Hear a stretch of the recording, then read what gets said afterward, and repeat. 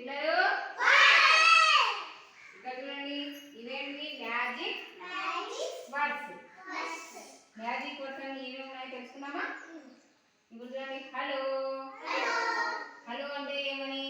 మనం ఏమండి అంటాం కదా, అట్లా హలో. తెలుగులో ఏమండి అంటాం. హలో అంటే ఏమండి. హలో బాగున్నారా అంటే అట్లా హలో హౌ ఆర్ యు అంటాం ఇంగ్లీష్లో.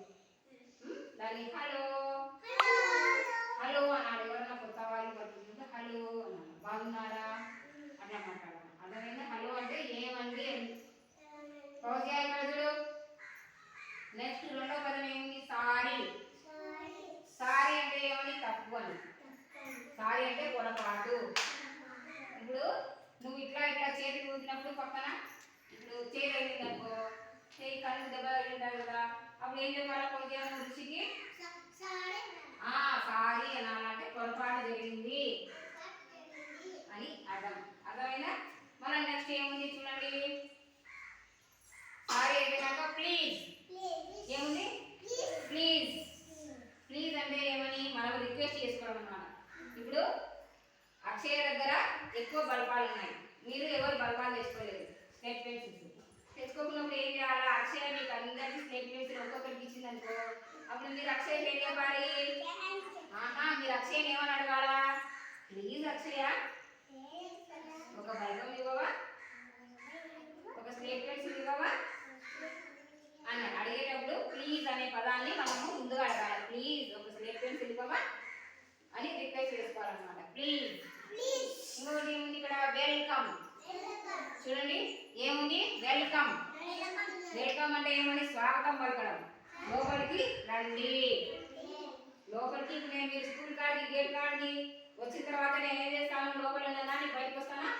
రా ఋషి లోపలికి పిలుస్తాను కదా.